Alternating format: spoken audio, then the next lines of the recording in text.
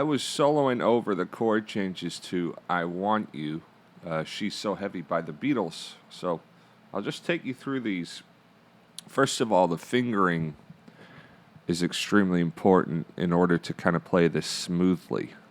So the first thing you're going to want to do is play a D minor, but instead of using the traditional fingering, which would be fingers 2, 3, and 1, I'm actually going to suggest you use fingers 2, 4, and 1, leaving the third finger free for the next chord. And what we're going to do is arpeggiate that D minor chord. So we're going from the D string, D, G, B, E, B, G. Okay. Then we change the chord to an F6. It's really just an inversion of D minor. All we got to do is just add that third finger to the third fret on the D string. So instead of the D string being open, it's fretted on the third fret. And we do the same picking pattern again. So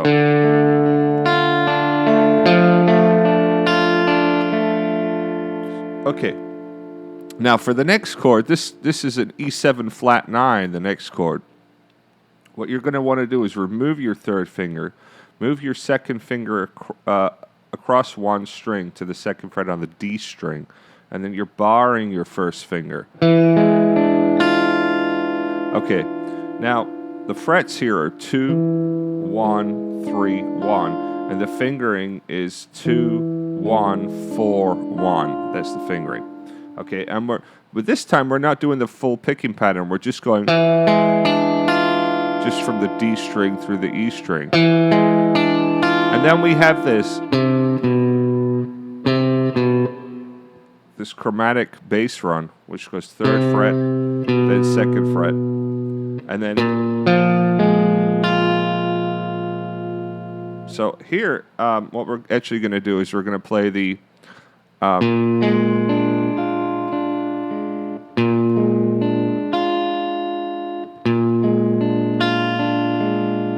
Okay, which is basically the B flat 7 chord here. So this is first fret barred from the A string with the first finger, and then third fret on the D and third fret on the B. So it's like an A7 chord shifted up one fret. So that's a full picking pattern. Now, depending on which part of the song it is, it varies. Sometimes they hit the D string. Sometimes you skip the D string, go straight for the G.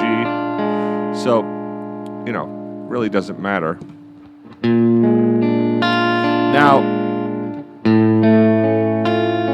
Now here, this next chord, they actually play, if you listen carefully, they're playing an A chord with a sharp 5 added, which is really kind of a Phrygian dominant chord since it has a flat 6 added, I should say. It's got a natural 5 as well, so it's not technically a full augmented. They're literally taking an A chord. And I know this to be true because if you listen carefully later on, they'll accidentally hit the D string and you hear the natural 5th. Now sometimes they'll skip the D string, but on the odd occasion, you will hear that natural 5. So, yeah, like I said, just a standard A chord. Instead of fingers 1, 2, and 3, you've got fingers 2, 3, and 4. And then you're using your first finger to play the first fret on the high E string. Okay, so now we got this.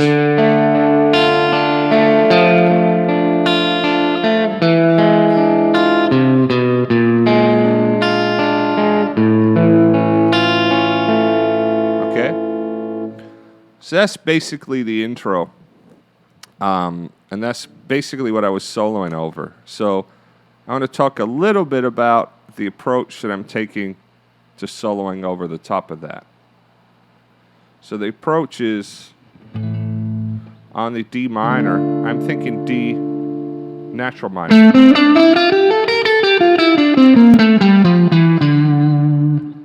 The same thing over the F6, because the F6 is really just still the same notes of chord. You've just taken the top note and put it on the bottom. So it's really still the same, perhaps with more of an emphasis on the F, right? So you got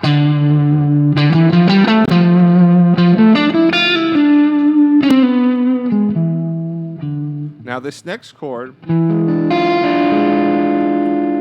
what I'm doing is I'm actually using E Phrygian dominant, which is mode 5 from A harmonic minor.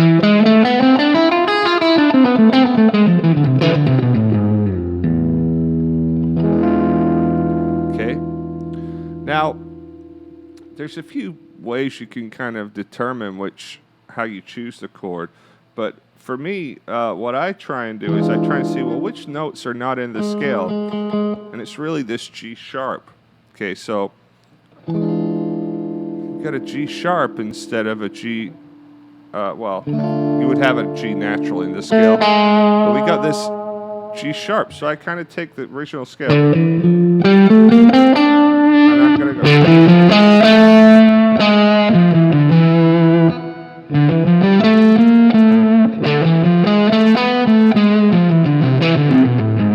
And it just kind of fits nicely. And then it goes to the B flat 7. Over the B flat 7, I'm trying to keep that E still in there from the previous chord and from the D minor scale. And I'm basically playing a B flat.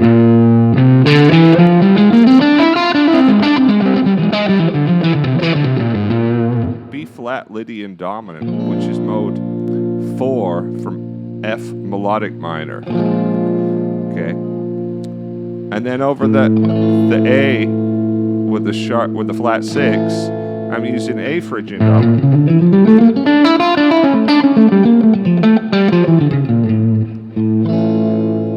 And that's it.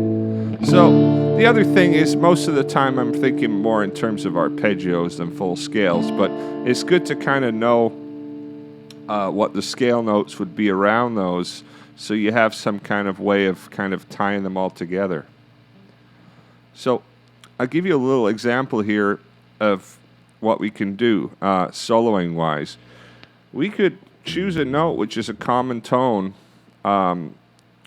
between chords. So for example, on the D minor I could play F, and on the F6 I could play F, and then on the E7 flat 9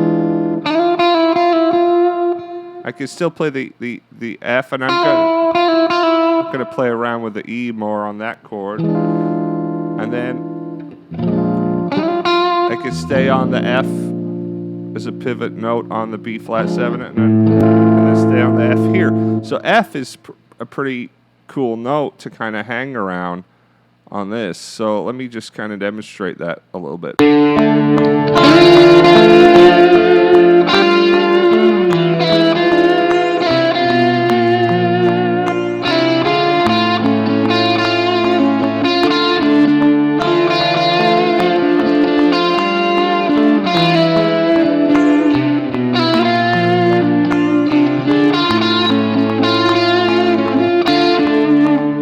That I'm pivoting off different notes here. I'm not just kind of only hanging on the F. And I'd say on the E7 flat 9, it's nice to kind of resolve it a little bit, even though the F is in the chord. You got that clash there between the F and the E, which is kind of nice to jump on.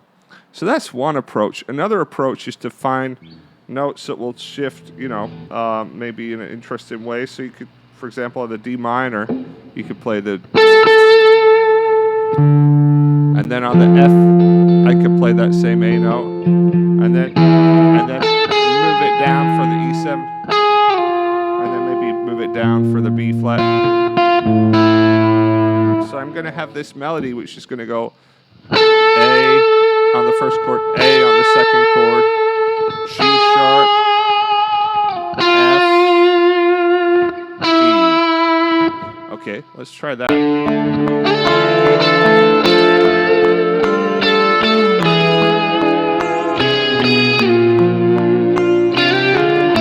I kind of played around.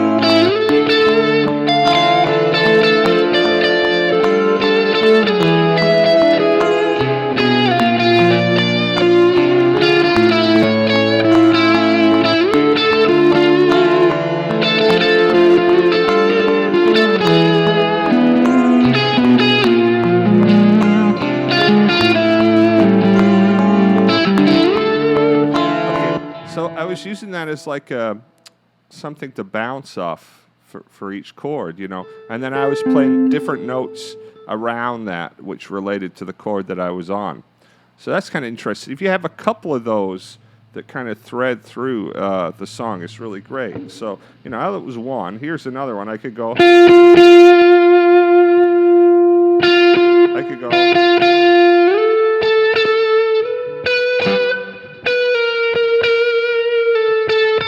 That's a cool one. I'm going to go F on the D minor, A on the F,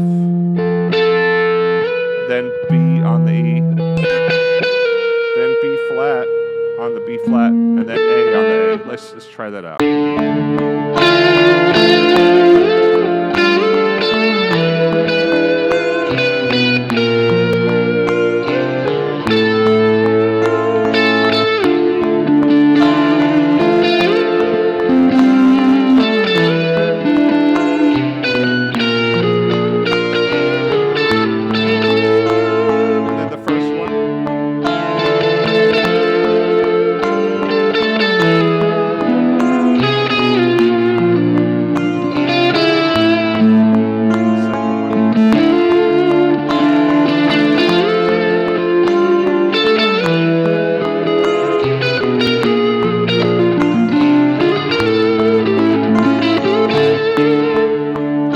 So you can see we got different things to bounce off. So hopefully that gives you some ideas.